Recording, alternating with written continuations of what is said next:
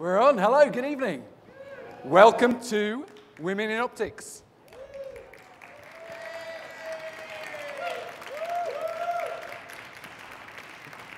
And welcome to Vegas, baby. Yeah.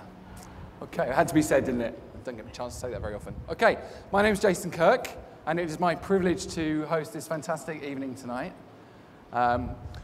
It's the first of a series of events called VIEWPOINT, organized by LOFT Eyewear Shows, and it's going to be pretty exciting. What about this spectacular venue? Don't you think it's really cool? Keep Memory Alive building, designed by Frank Gehry. There's a lot of great work goes on here as well. There's a lot of research into brain disorders and a lot of charity work. This is the Lou Ruvo charity here. And I should say as well that all the money, the rental from the exhibition, goes to the charity. So that is absolutely brilliant. Well done, Loft. Well done, everybody. Thank you to the team here. Done a fantastic job. Chanel, I don't know if she's around. Everybody here, Paul and AV, thank you very much for welcoming us and for doing such a great job. Huge thank you to LOFT Eyewear Shows, because this is fantastic. And I can say from the heart, this is the first time that I've really looked forward to coming to this show. So well done, Richie. Well done, Lou, who's not here. I think we'd probably give a big whoop for Lou, because Lou, apart from the fact that we miss him and he's not here tonight, he has done an incredible amount of work for independent eyewear. And I think we should give Lou a super cheer, and we're all thinking of you, Lou. So see you next year.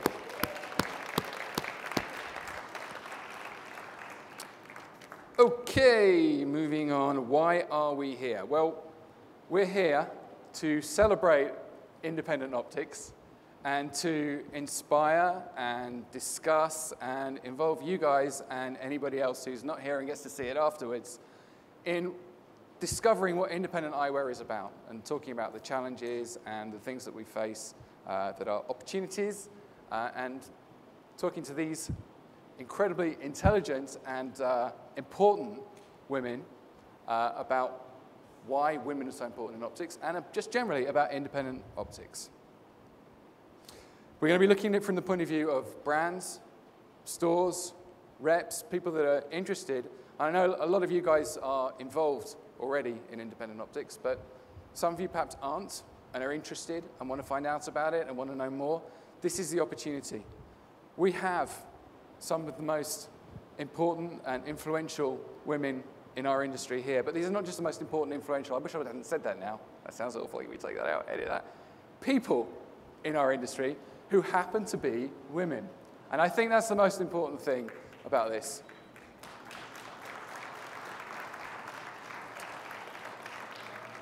In a world where women don't always necessarily get equal opportunities in lots of different fields, I know that Hillary didn't feel she got equal opportunities a little while ago. I think our industry is pretty incredible with the representation of women that are moving and shaking what's happening, what we're doing. So enough from me. At the end of this, we'll open the floor to you guys. We'll have a question and answer session, because I'm sure you've got lots of burning questions already, but you'll have even more when you've heard what everybody's got to say. I'd like to start by asking you to each introduce yourselves for a couple of minutes. Tell us about your background, your trajectory, how you got to where you are now. And I am going to pass this mic around. Julia. Hi. Hello. Nope. Shall I switch it on? Is this on? It's on. Hello. Sorry about that. I'm Julia Gagosha. Oh, there we go. That's comfortable. This is my 20th year in optics. I started when I was 18, and it was the first thing that didn't bore me and always kept my interest. And I like spending my time on all the ones that challenge me. And it's an incredible industry to be able to, I don't know where that's coming from, to explore in that way. And I'm really excited to be a part of it.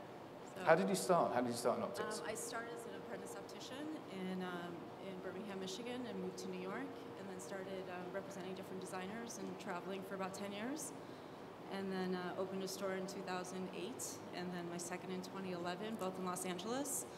And yeah, been doing pop-ups for the last year and building a permanent new location as well. Okay, cool, brilliant. Thank you, Julia. Hi there, I'm Allison Amos, and I'm with Ottica Veneta and Suspiri Eyewear. I'm representing one half of what is a very small little pod in this amazing optical world.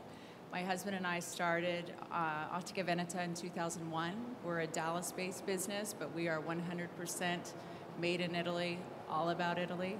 I didn't come to the optical world through education. I came to it through trial and fire and mistakes and hard work. My background is actually in nonprofit management and organizational development.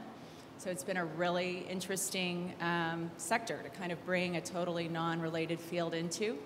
And I've loved getting to see what all of you do and throughout the years in the business, and just here to grow and learn from all of you. So thanks so much. Thank you. I don't know how close I was. Hi, everyone. I'm Christine Ye. I'm the executive editor for 2020 magazine, which I think most of you are familiar with. I've been in the industry for 17 years. I actually started in the marketing department at Jobson, which is the company that publishes 2020.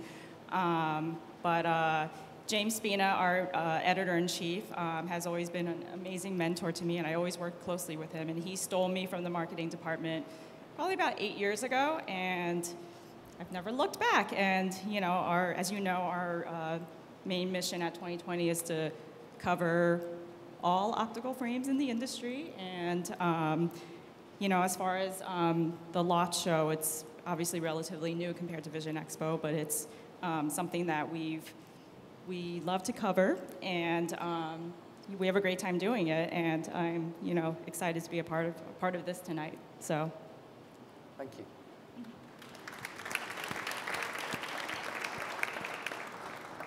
Hi everyone, I'm Wendy Sally. I have Sally Opticians in Atlanta.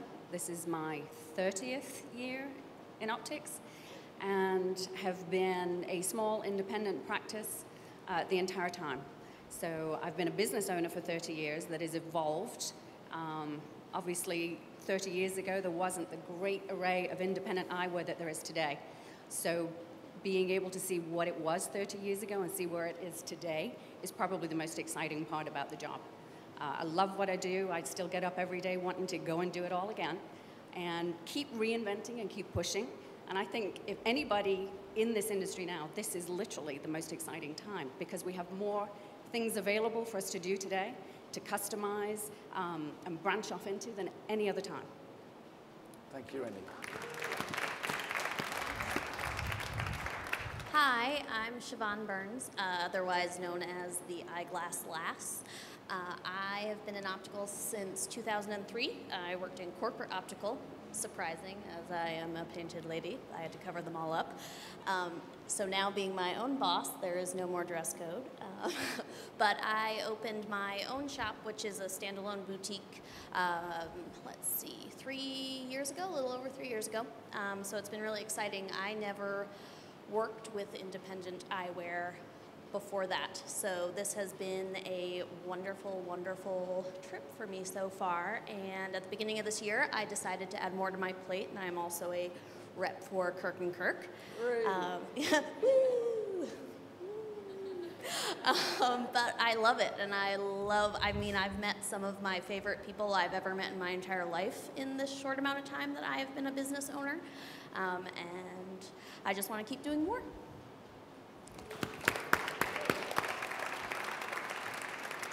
Hello, my name is Stephanie Haynes, and I own Art of Optics in the Twin Cities, Minneapolis.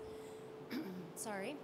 And my start in optical was very falling into it, shall we say. I had a choice between being an optician, which I knew nothing about, or working at a gas station. And I decided that whatever an optician was, it must be better than working at a gas station. So I kind of just fell into it that way, and I ended up just loving the industry. I was recruited by a company in Minneapolis, a luxury company, and I found out very quickly that I was not cut out to work for other people at all. So in 2001, I opened Art of Optics, and we've never really looked back. We've always been staunchly independent, and we want to keep it that way, and it's really great to be up here with all of these people that kind of have the same feeling about eyewear, and I agree with Wendy. I think it's just a super exciting time to be in the industry.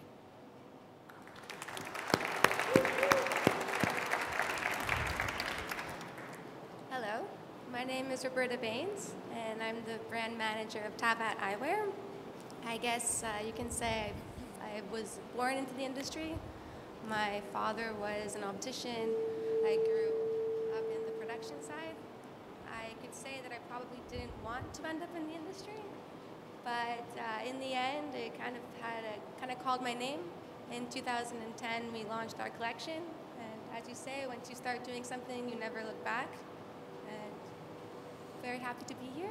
So, thank you. Thank you, Roberta.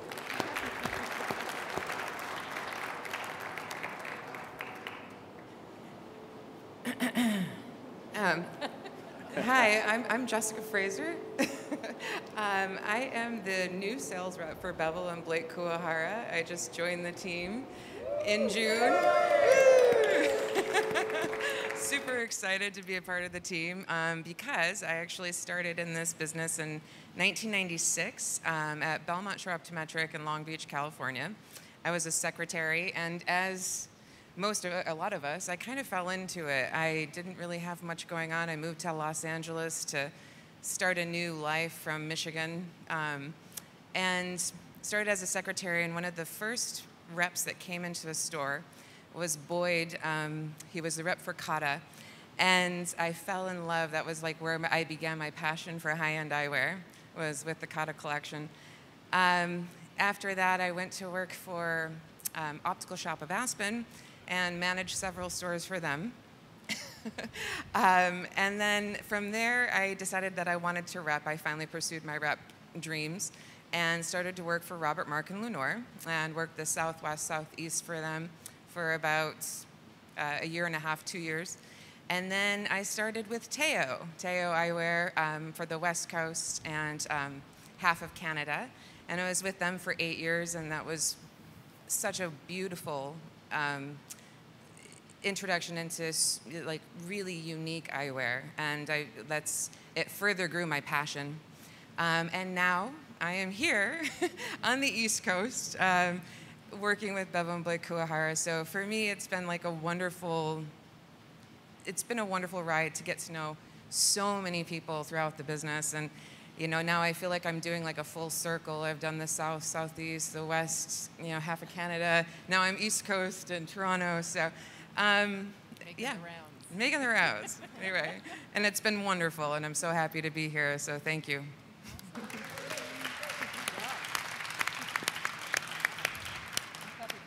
Hi, my name is Erin Morgan, and I am the editor-in-chief and editorial director of Eye Care Business Magazine, which you probably all have seen, but here's our September issue that I brought with me, or Carrie Ann brought with her. And the magazine's been around for about 30 years, and I have actually been in the optical industry, covering the industry as an editor for 25 years. I started when I was 5. And yes, and it's been just kind of, a love of mine, this industry and the people and the eye care professionals. And I started with Eye Care Business back 25 years ago. I was there for a few years and launched a new magazine called Frame Buyer, which is now a part of Eye Care Business. That was around for several years, and that was kind of a little more high-end, really focused on frame buying. And then I left Eye Care Business to become the editor-in-chief of 2020 magazine. I was the editor-in-chief of 2020 for several years. And then I left the industry altogether, went into consumer magazines, and I worked at Playboy. I worked at a magazine in New York City called Soho Style. I did a lot of kind of outside the industry, and then I came back. I just love it so much. And I had left New York City after September 11th. It was kind of, I had a cathartic road trip and ended up in Colorado, and I live there now. And I was freelancing for Eye Care Business for many, many years. And now, 2 years ago, they asked me to come on as their editor-in-chief. So I'm very honored to be back full-time in the industry and be dealing with everyone here again. It feels like family. So thank you, and thank you for inviting me tonight.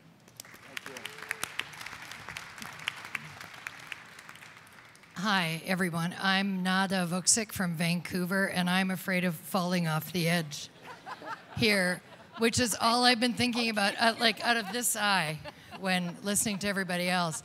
I'm super excited, first of all, to look out here and see so many great people that I know through this industry.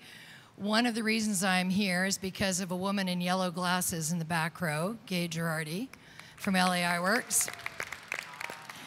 And there are too many of the rest of you to enumerate. I have 2 stores with a partner in Vancouver, and I don't know what else to say. I mean, it's such an unbelievable ride, and it's so cool, and it changes all of the time. And it's such an honor to be here. This crew here is like, what? Right? I mean, this is it. This is it. This is really good. And thank you for having us here, and thank you all for coming. Thank you. Brilliant. Thank you, everybody. Fantastic. So your first round is going to be on geography. Okay. All right, good. So everybody's going to get questions. So everybody's going to get some questions. You get a little bit of time to talk about the subjects that I think are probably things that interest you and hopefully will interest you guys, but they're not prepared. So we might throw a few little curveballs in there, see what happens. So in no particular order, actually it is a pre-prepared order, but I'll make it look like it's no particular order. Erin. Have you got the microphone down there? So, my question is this. It's really simple.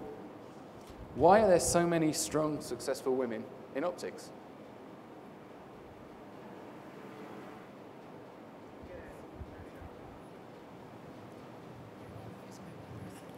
Really strong, really like strong, successful. Hello? Hello, okay. Well, that's a great question. Thank you. And I actually am not totally prepared for that question, but I do have some statistics that I thought were really interesting related to women in optics and how it's grown over the years. So I just wanted to share those with you guys.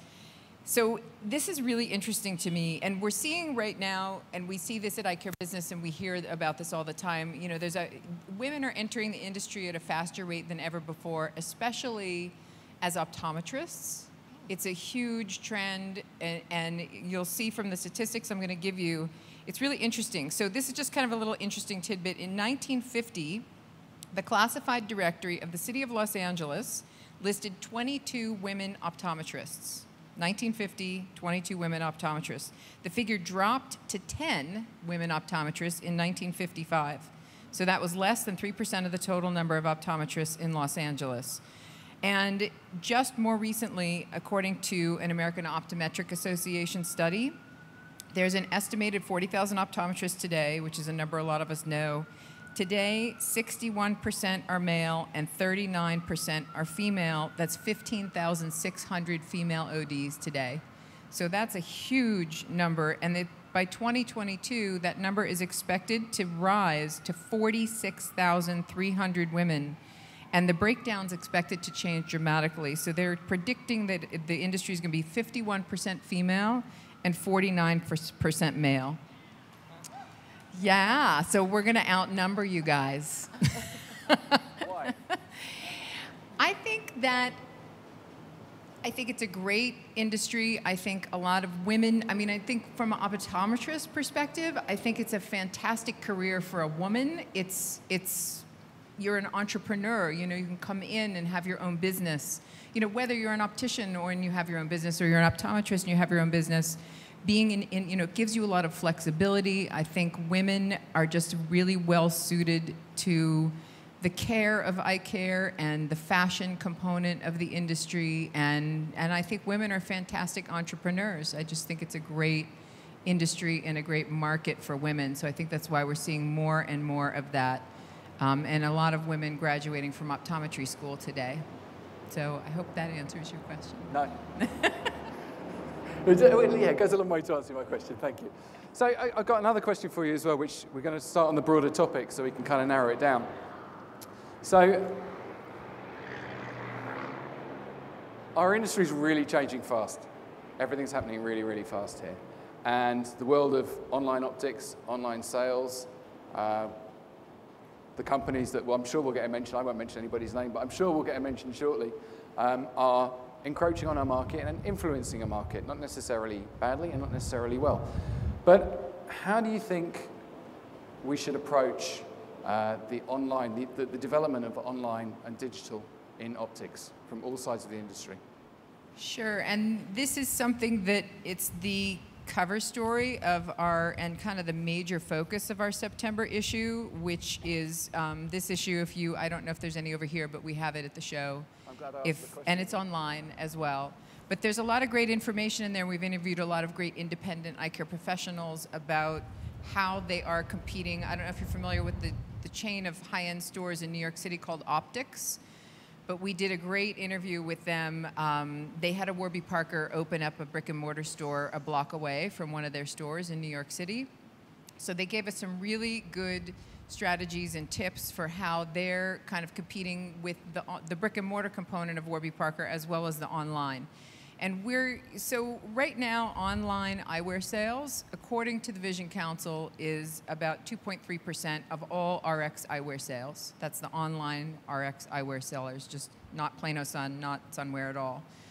But that number is growing and growing and growing. So we'll definitely see more and more of that. And I think what we're seeing, in eye care business, we're talking to eye care professionals all the time. And this is we did a reader survey in July, and we found this was their #1 concern. This is what's keeping them up at night. It's a little bit different on the high end, but I think when you're talking about the overall independent eye care professional community, it's a huge concern.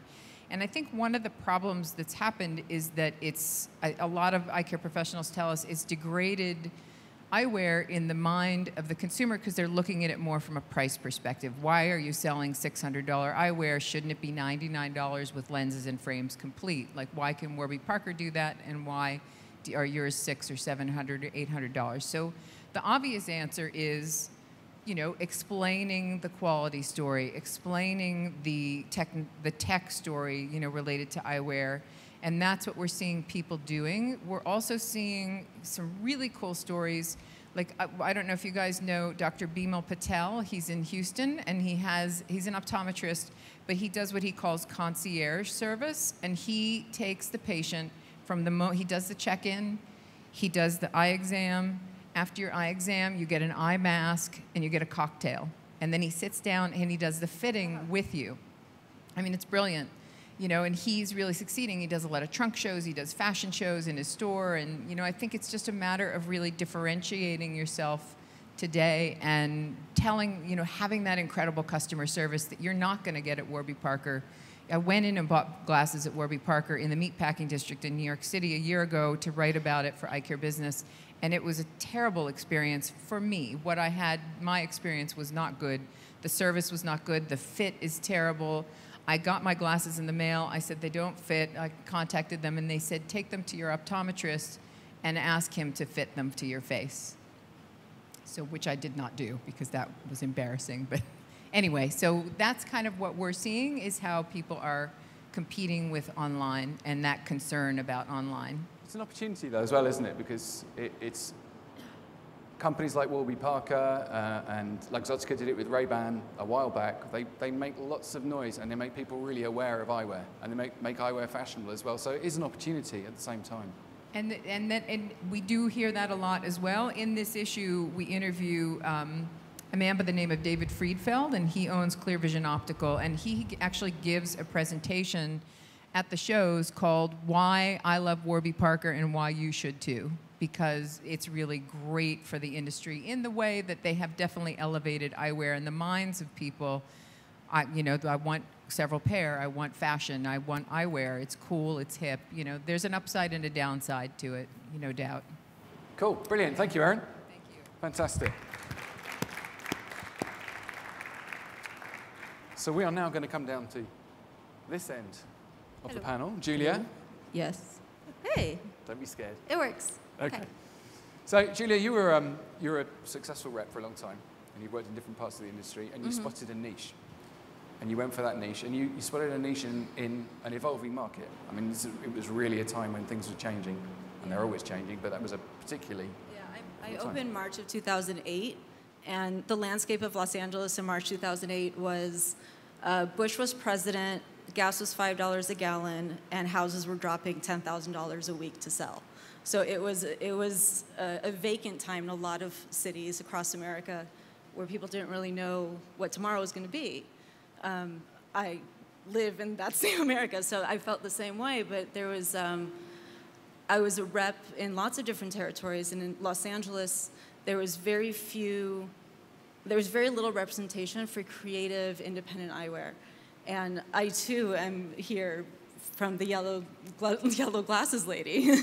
You know, like my first amazing pair of glasses that I saved up for, you know, when I was little was in LA Eyeworks at 14. I took a summer job to get them because they changed the identity that much. So through those years, my favorite parts, like, was I could work with all these incredible people. And in Los Angeles, I felt like there were so few of us. So I wanted a place where I can represent all the designers I really believed in that were being kind of marginalized a bit. Okay. And so, yeah. So how do you represent them? What advice would you give to people, for example, who feel the same that you feel now? Well, I think really it's about sharing the story of why you love what you love. So identifying things that inspire you throughout an object, like, and the people who make them. Like, we're just a conduit for this object between two individuals. So finding the connective thread and understanding like what it is you love about this piece and what it can bring out in a human being, it's pretty awesome. So like that's how I connect in doing this, and that's what I love about it. And you can't, you know, and everyone has a different truth of what they love, and if they share that and it connects with someone, like that's what you do. And all of these make it so easy to do. There's all these great designers who are making beautiful objects that you want to see out in the world. So I'm just a conduit for that. Well, you're great at that, and I love the way that you give each brand, you allow the brand to express its own personality within your store. And then, you know, and I've seen you in action. I saw you on the great interview with Garrett. Is Garrett here? Garrett Light? Yeah, right there. Yeah, and that was brilliant. And what I love about that is the way that you not only find the individuality, express the individuality of the brands, but you find each individual person and you manage to get their personality out across through their eyewear, which I think is brilliant. It's just how? Well, That's my question. I think that's how. I mean, that's it. Like, you share the stories. You need to know why you love what you love in the first place. Like, that's who's going to thrive in an industry of people who always, like, we all inspire each other, but you have to have your own individual voice for it. So, I mean, that's how I do it. That really, you know, I share each story and learn about the brands, and I'm just curious about what hinges someone decides to use and why, and the different proportions, and it marries aesthetic and humanity. And it's a really interesting thread to go between a medical necessity and a fashion accessory and a personal, you know, we have our own avatars that we've become. And it's cool to have like the daily choice of what you want, you know, what you want to express. And it's not for me to determine what that should be for you as a customer. So I allow the customer to teach me who they are. And so I have these tools to do that. Like, that's what this industry is to me. That's great. Brilliant. Thank you, Julia. Okay, where are we going next? Roberta. You look so excited. So, Roberta, you have been, well, you are third generation in optics, is that right? Third generation. And your dad is very involved in Tavat as well. And I think your husband used to be involved in optics somewhere as well. He is. Is he around? There's Claudia. Hello, Claudia. So, you set up Tavat recently, didn't you? Relatively recently. In 2010, we launched the collection. Yeah. So it feels like it's been forever, but... Well, it doesn't, first of all, it doesn't feel very long ago, 2010, doesn't to me. I don't know you lot. But it's a challenging environment. It's really difficult. And for somebody who wants to set up a new brand now, I think that's pretty tough. I think that's really tough. So, and I don't think it was any easier in 2010. So how did you go about that? What were the challenges? How did you address those challenges? Well, I think that we were lucky that we had the production knowledge. So my father spent several years before we went to market developing our hinges, which is one of the ways that we differentiate ourselves today. When I came on board in 2008, it was just a bunch of hinges on a table. There was no marketing, no collection, no brand identity. So it took us about 2 years, and when you are a new brand, nobody, when you go to a market, if you don't have any, it's hard to explain, but if nobody knows who you are, no one is going to take you serious. So my father, whilst he came from the production side, Tabat, we were another brand on the market that you try to differentiate yourself, and it takes a couple of years of just pounding the pavement and trying to be different but wearable, show that you can stay in business, and develop those relationships. So. Great, thank you. So you, I know what your answer is going to be to this. So what do you do in the company? A janitor? Wasn't the one I was looking for. I was expecting everything. But you travel loads and loads. You're all over the world, and you see different markets, you see different opticians. And what my experience at the moment is that the American market, the American independent market, is burgeoning. It's fantastic. It's doing really, really well. And it's kind of flipped, because not that long ago, the American market was quite difficult. Europe was great. Europe was super easy, and things have changed. And one of the challenges for brands is actually finding markets. It's actually recognizing where that market is. Now, do you think there's a way that we can take the experience that we're learning, that we're all learning here together and that we're sharing, and take that experience of how to do something well and how to develop a market, and take that to the markets that are difficult right now?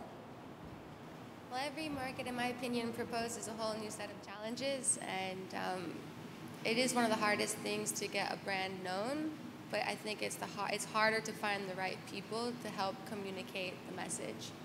So honestly, when it comes to the States, I do think it's an emerging market, but it's also very difficult to find the right people sometimes to help carry forth the message. And that's what you look for in a retail partner, for example, somebody who can communicate your brand and the values that your brand has.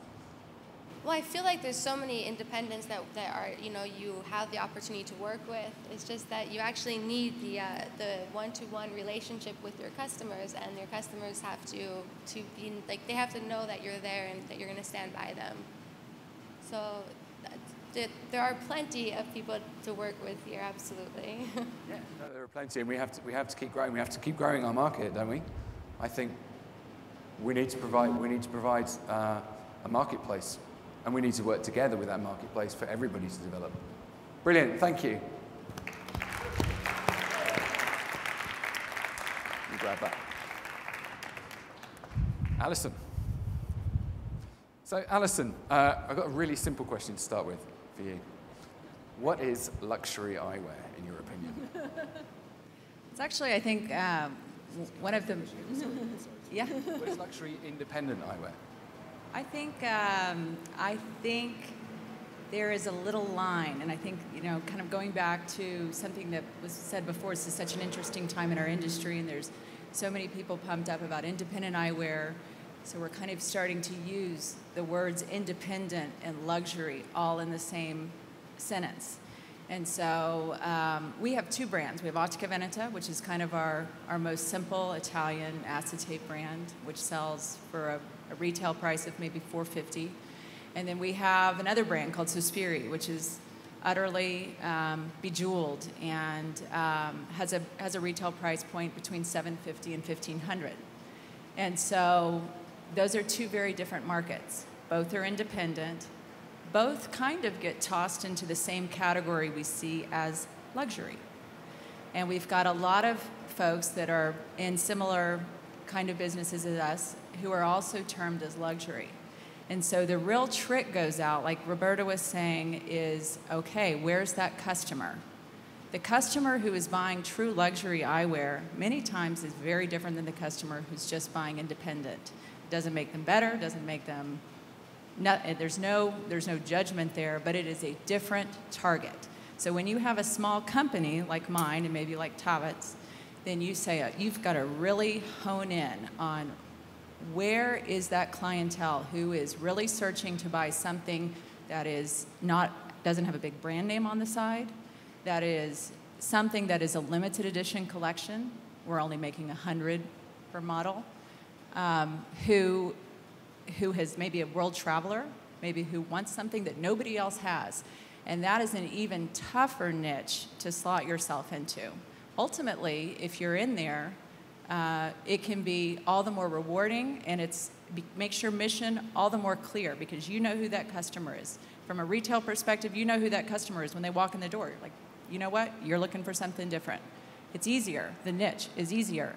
But when markets go up and down, when the US is doing great and China's not doing great, when the Ukraine's down in the tank, but Japan's way up, as a small company, and you're into luxury, not just independent, but you're into luxury, then you got to get your eyes going all around the globe if you're just going to get that little slice. So are there areas that we don't necessarily think of immediately within optics or outside of optics that offer channels, offer opportunities for brands, for interesting brands, for unique brands? Hello. I think one thing that we started doing about maybe a year and a half, 2 years ago is we realized in some of our markets, for example in Japan, even in New York, that our product, the high-end product, Suspiri, was more suited actually into a kind of a luxury department store or a top couture accessory and clothing store. Just because people who were going in there were recognizing that I'm here for something special and different.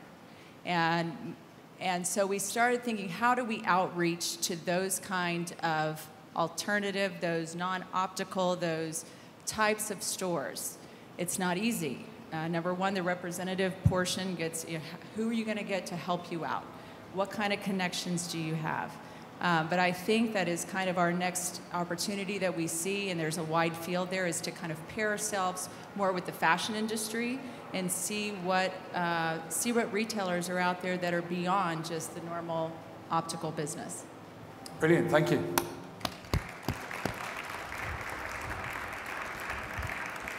Nada. Do you have a mic? Yes. Cool, good. Yes. So, I don't know how many of you guys are connected with Nada on LinkedIn, for example, but your communication is really individual and really interesting and very, very personal. You have a unique approach, and I really enjoy it. Anybody else who's connected, I hope you enjoy it too. Pretend you know it even. And you talk about relationships. You talk about relationships at work between you and colleagues, between colleagues, how they interact with consumers. And I wonder how important you think the emotional transaction is between you and the consumer. That's an amazing question. Oh, thank you. I know, right? It's all, hashtag, right? Hashtag integrity, hashtag, all of those hashtags kind of sum up little bits of that. I think the emotional component is huge because people are trusting us to guide them. I think they want to come in and have an experience.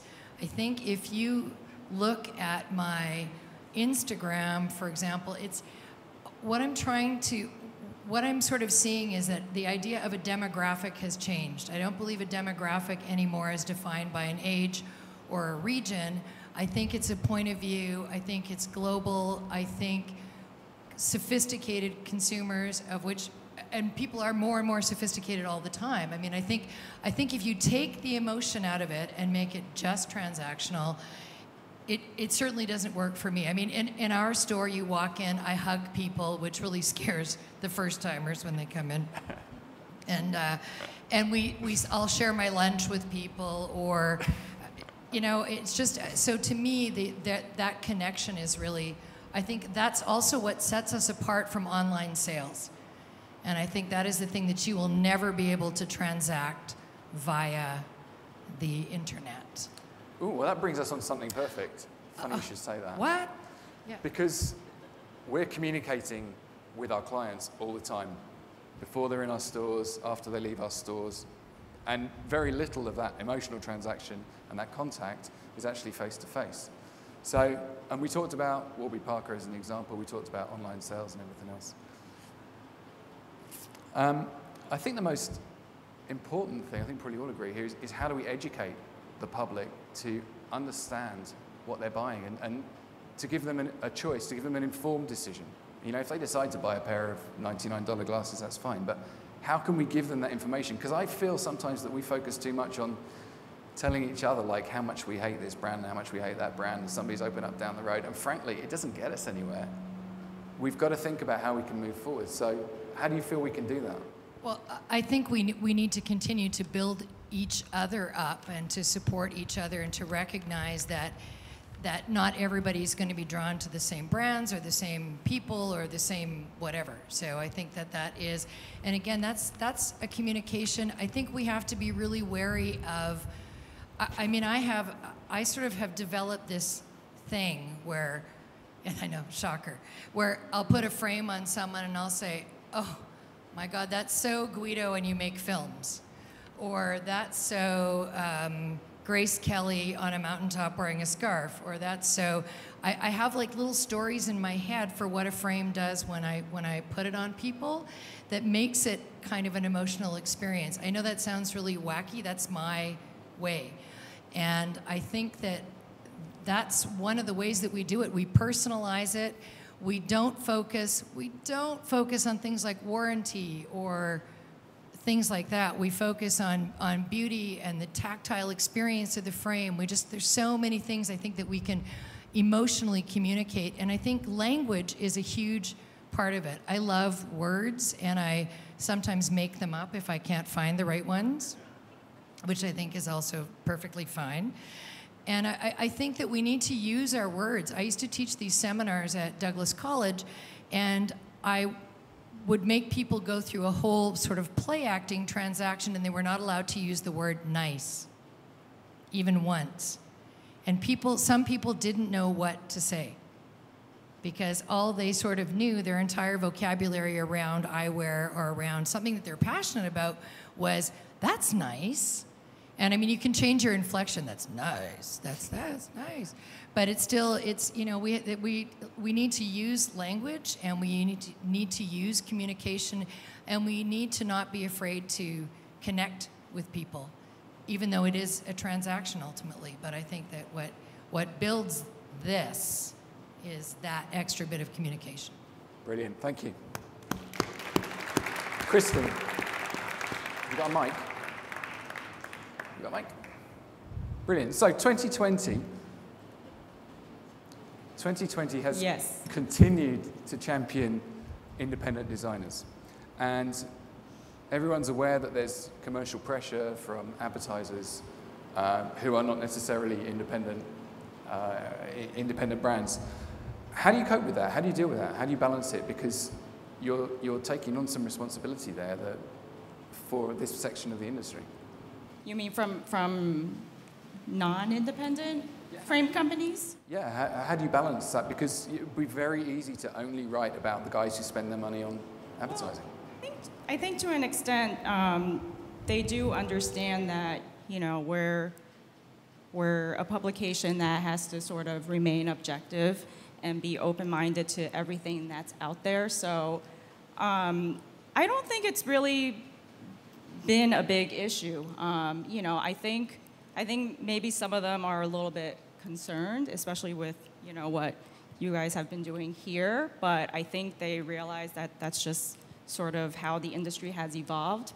And, you know, so I think they respect that, you know, and, you know, and again, it's independent eyewear is something that, you know, all started with James, as you know, and he's been sort of championing it for a good number of years now, and you know, it's not like independent eyewear hasn't been around. It always has been around, but you know, I think in the last 5, 6, 7 years, it's just completely it's been sort of like a renaissance, and again, for us, we want to be open-minded, and we just want to show everybody what's out there, and you know. So we try to keep a balance, you know, and for 2020, it's not, oh, if you advertise, we cover you, you know.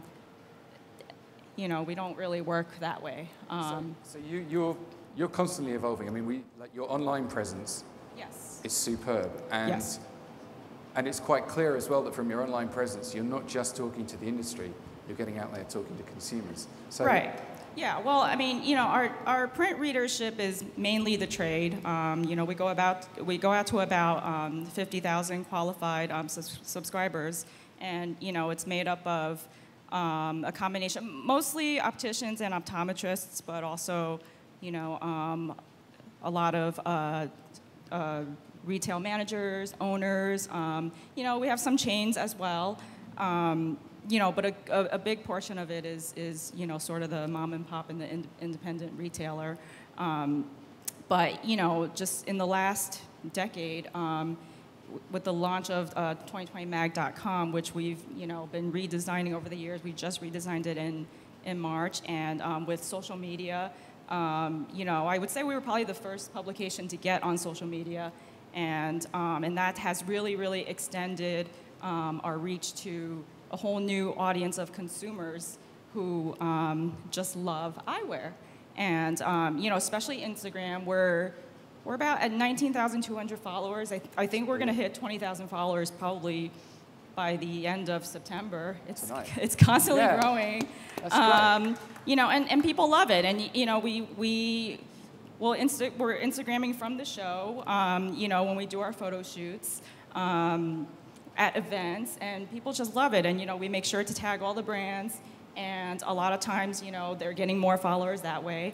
And again, it's just, we have found that social media for us has been another great way to communicate, you know, what we're all doing here. So I think that's huge. And I think that's an opportunity that sometimes we all miss as well, is the connection between the various strands of our industry.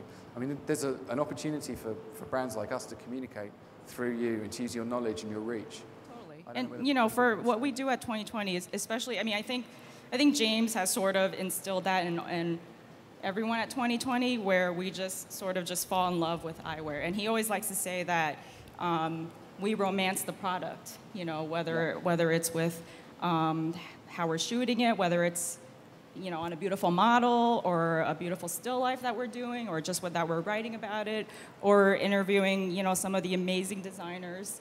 You know, I think we show the passion, and I think our readers see that passion, whether or not it's the consumer or the retailer, and hopefully other designers and brands, and so. Brilliant. Thank you. Yep.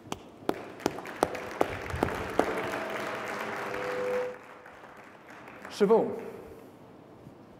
So Siobhan, you've worked in different market sectors, and you now run an absolutely beautiful store, and it's very much in your own image. It's a very personal identity. It's a great store. You need to see it. And you're fiercely independent in everything that you do, the way that you present your brands, the way you present yourself. You're fiercely independent. So, but a store's not just about the product. So what other elements do you think are important outside of the product in an independent store? I really think it does go back to what we do to kind of make the person realize the value in what we're selling. I absolutely go by the name of my store more than my name now, I feel. You know, people say, oh, the eyeglass glass. Like, I live and breathe my store. And I think that, you know, just being passionate and really showing that and conveying that is, I don't want to say it's more important than the actual product that I carry, but I don't even want to sell something that I'm not obsessed with. And I think that the moment I show someone something and I show them how excited I am to even put that on their face, they start to realize, oh my gosh, like, this is amazing, and maybe go out of their comfort zone and things like that. I mean, it's so exciting for me when I see someone that comes in like a flex-on drill mount, and they walk out and they're like, I got neon tortoise. Like, you know, and you would never in a million years think that they would do anything different than what they've always had. And it's really, I mean, that's just the most exciting thing for me. And I think that, I mean, I don't want to say that like the most important aspect of what I'm doing is me, but like I'm obsessed with it. And I really think that if you really just night and day want to do more to make people realize how amazing a pair of glasses can make them feel, I think like that is the most important thing. And I mean, I splash it all over the internet. I might be a little bit of an Instagram hussy, I mean, but I mean, I think the more that you show people how excited you are about what you have, they're gonna be more excited about it too. I mean, I have people that come in and they're like, so are you gonna take my picture for the Instagram because I put makeup on? You know, and I was like, oh, yes, of course, like, because sometimes I forget. But, you know, people get so excited about just all of the buzz about eyewear, you know, and especially if it's something new for them, like, I just think it's fantastic. So really, I just think it's about, you know, merging yourself with what you do, you know, being what you do. Like, I am an optician from head to toe, you know, and it's just, I love it. So, is it fair am I rambling? Well, is it fair to say that you're passionate about optics? No, not at all. So, you've also recently started repping some very beautiful frames. Yeah. Very, very. It's a vicious rumor. Yeah.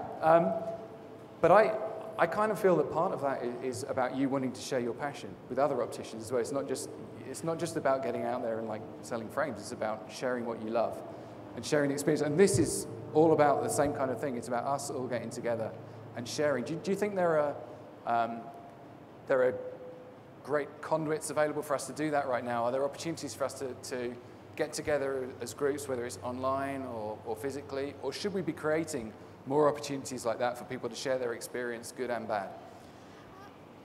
I really think everything is an opportunity. You know, we can turn anything into our best possible outlet if we take a second to do so.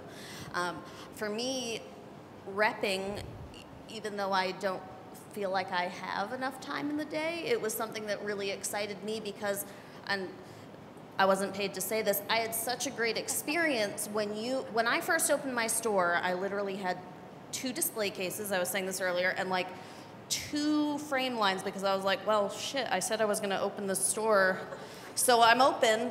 And you know, you were so generous and kind in helping me stock my store when I literally was just this random optician who was like, I'm gonna open a store in 3 months. Yeah. So, you know, those relationships that we're building in this community, I think just give us so much more power to be passionate and to really make those other connections. You know, for me now, reaching out to people about eyewear, not on a you're my customer basis, you know, one-on-one, here's a frame, let's put your lenses in it, but to get other people, even like in my immediate area, to carry the same lines because I think they're fantastic. Like, I think just people need to know more about these great opportunities in eyewear, you know, no matter what level it's at. Great. Thank you. Wendy. You're up, Wendy. So Wendy, is independence important in all aspects of your business? So, for example, like, do you give the same amount of importance to that thought when you're talking about lenses or contact lenses, or just for frames? Well, you know, that's a really good question because I think all aspects of the industry are changing. And when we look at lenses, let's say, I think we've all done a really good job in embracing independent eyewear lines, but not so much in lenses. I think that's just kind of fallen by the wayside, and I think we all really need to push and realize what's happening in the industry. So that when you have the big, 3 or 4 lens companies that are taking away contracts from independent labs and forcing you to go into their own lab systems to get that product, that's a problem. Because what happens is they're going to fix pricing, they're going to dictate where you buy and what you buy. So you've got to have choice, and I think choice is the biggest thing in eyewear today. Not just in frames, we've got umpteen choices in lines. But lab systems need to be embraced, independent labs and other companies. There's a lot of opportunity out there now to do your own lens designs. Not necessarily your own lens designs, but to be able to brand your own lens. And I think everybody should be looking at that. That's interesting. And how do you think, not you specifically, but any retailer, can deal with the commercial pressures of having rent to pay, staff to pay, and yet you've got this passion for independent eyewear, which doesn't fly out the door at the same speed as the branded products? You know, it's like, do you carry Ray-Ban? Do you carry Tom Ford? Or do you stick to your principles and carry just frames that you love, even though you might be making your life more difficult? How do you deal with that? Well, I think when you first start off in the, you know, if you're a new store, I think the challenge is there. You know, do I go with what everybody else has to try and make my life a little bit easier? I think that's a big no. I think it's a big mistake. When you're a new store or a new company, people have to be able to look at you the first time they walk in and get a sense of what you are and what you do. So if you walk into a store and 50% of it is Ray-Ban, and that over here I have 3 independent lines, it just doesn't gel. So I just don't do that, and I don't think people should. If you don't have the conviction behind the lines that you're putting in, you're not going to succeed. So I think a big point here is we are all really, really present in our stores, and our personality and what we like and what we're passionate about comes through. It's not just a matter of selling 17 different brands.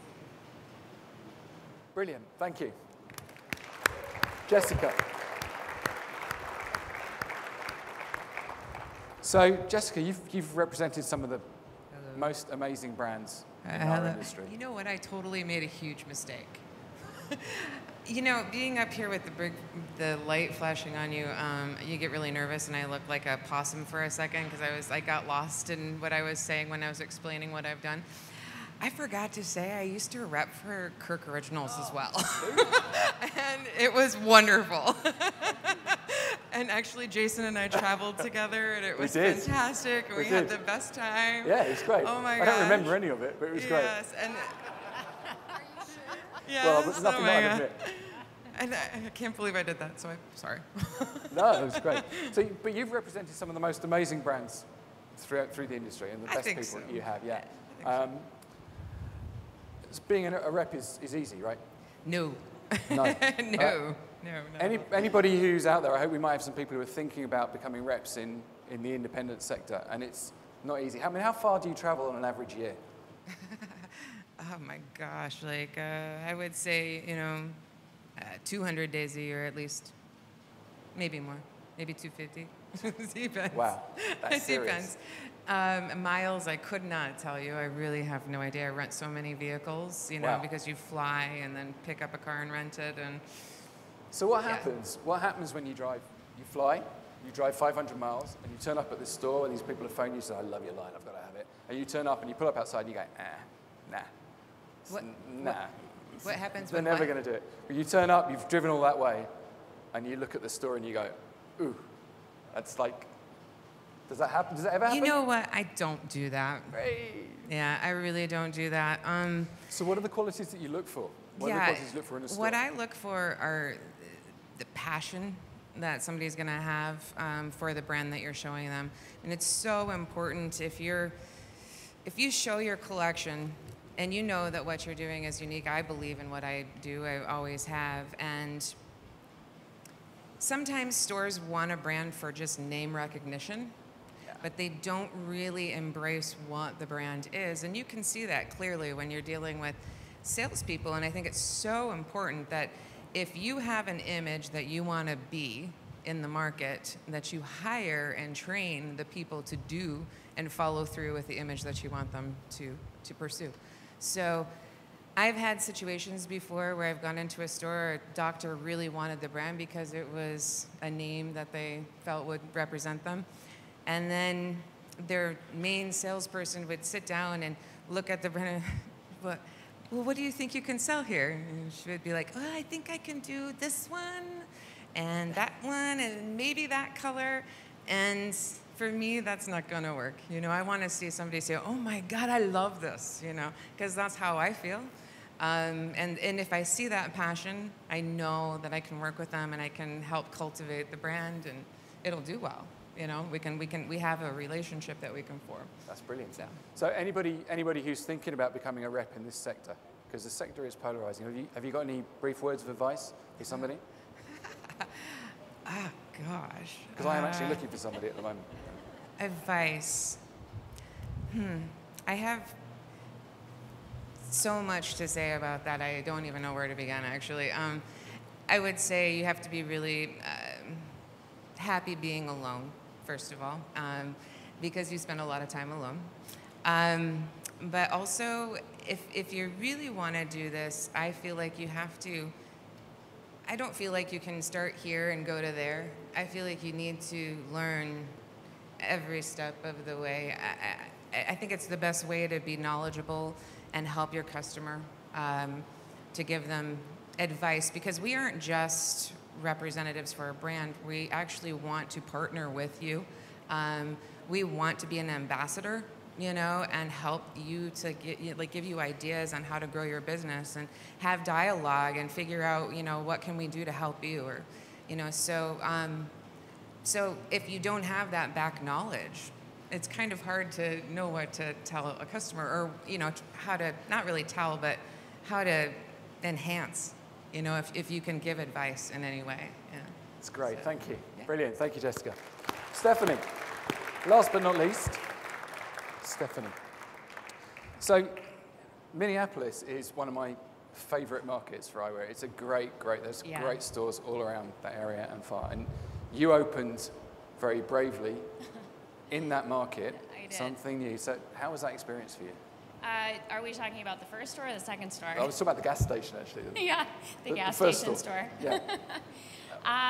You know, well, when we opened in 2001, there was nothing around us, actually, in the suburb that we opened in. It was kind of an up-and-coming suburb. There was a lot of families there, a lot of money there, but no one had really seen the potential for luxury sales. So we kind of snuck in that market really before anyone else kind of had figured out that it was an awesome market to be in. So as far as the second store goes, you know, it's funny because you just kind of know all the things that can go wrong. And we waited a really long time before opening the second store, but we decided if we were going to do it, we were going to plop ourselves down right in the middle of our competition, and because that's where all the people were, and that's where all the people that knew about luxury eyewear were, and it's been great. We've had a really great opening there, and people have been amazing. Obviously, what we carry is very different than our competitors. And that's something that's really important is, you know, if you're going to do that, you're going to open in the middle of all of your competition, you better make sure that you have things that they don't have. And you also want to have a staff that can, as everyone else here has pretty much said, you want to have a staff that can represent you and represent the product that you're trying to sell. Brilliant. Okay. And have you noticed in the time that you've been open consumer behavior in your store? Have you seen it changing? How do people behave now? It's so different now. We've been open for 16 years. We opened our second store about 15 months ago. And we made some major changes in the way that we designed the second store, the way that we marketed the second store. Consumer behavior is really changing. As Nada mentioned, it's not so much about demographics anymore. You know, you don't have, you know, women from the ages of 22 to 32 anymore. What people are shopping for, it's what they're seeing online. That's where they perceive their value. And it's really up to you to change their minds as far as, you know, again, that $99 special, why do they want to spend $700 or $800 with you? Online when they're actually in your store, they pick up We their phones? just had that happen. Actually, as I was leaving on Wednesday, I had one of my opticians call me in a panic because there was literally a woman in the store that was online shopping to try and find the frame cheaper that she was looking at, which she couldn't because we carry brands that, you know, they have MSRPs, and if they are online, you know, it's all above board. But it just, you know, I mean, it's always shocking the first time that that happens, when you have someone come in and you're helping them and you've spent all this time with them and then they literally have no value for your services at all. So, you know, it's really, you have to get very good at educating people about why they need you. They need the experience, they need you, they need the store. They can't just go online and buy this product and think that they're going to be able to, you know, adjust it telepathically. You know, someone has to do that, and there needs to be some value there. Brilliant. Great, thank you. Okay. So, can I grab that mic for a second? I'll hold it away from me. Thank you. So, some really interesting and insightful answers from our fabulous panel. You guys, and we've also got a fabulous audience, and I see like these faces in here that I recognize that are key figures from our industry. It's just, it's really gratifying and fabulous. Have you guys got some questions you want to throw at the panel? Because I have a little microphone here, and I'll be very disappointed if you don't. There'll be trouble. Who's going to start us off? I can see some waving going on. Who's got some questions for us? What an opportunity to talk to these amazing people. These people that are taking our industry forward, driving our industry forward. Yeah, we pass you a mic. Would you like to introduce yourself as well? Hello, hi, I'm Chris Albanese, an independent eyewear supporter. For someone that's kind of introducing themselves into the industry, what kind of advice would you give them? Do you have a favorite panelist that you'd like to throw that question at? Oh, that's a tough question, because that's the hardest question of the night. Anybody that feels like they want to contribute? Fine, so I will answer that. I will start to answer that. For someone that's new in the industry, I think it's really important, and again, everyone up here has talked about it, to have some passion. You really have to have passion to be into this industry. It's not easy. Dealing with the public is not easy. We're dealing in healthcare, so not only is it a form thing, but it's also function. Someone can't just look pretty in their eyewear, they have to be able to see out of it. So it's just a whole different animal when you start getting into that. So you really, really have to have a lot of passion for what you do. You have to believe in your product. You have to believe in your lenses. So I would say that's probably where you would want to start. Does anyone else have anything? Would anybody else like to have a... I think it's also good to have a direct, like an image, like think about a very clear image as to what you want to be in the market. I think, you know, there's a saying like you have to be interested to be interesting, you know, but you need to be interested obviously in the market, but you also need to be interested in retail sales, especially in today's market. It's constantly changing and there's so many things going on. So I feel like in order to really be direct and to, you know, bring out a brand new concept, you have to have a really strong image and start with it from the beginning and stick with it, like don't let go. Because it, you know, it's not overnight, it's not something that you just immediately you're gonna have tons of sales like this, but if you stick with it and you build those long-term customers, the relationship and the brands that you're supporting, when people walk down the street, you know, when they're wearing the most interesting frame, tons of people, your customer basically is going to be your best advertisement. So you want to make sure that what you're putting on their face is something so interesting and beautiful that they get compliments everywhere they go. And it also helps create that image, and you just keep going, and that's how you build that customer base and just don't give up. Brilliant. Thank you, Jess. We got time for one more. Take risks. Go ahead. Take risks. Don't be afraid to take risks, because that's where the reward is going to be the most palpable, I think, for most people. So don't be afraid and trust your gut. Oh my God, trust your gut. Excellent. Cool, thank you. Good question, thank you. Have we got one more question? We've got time for one more question. Yeah, please.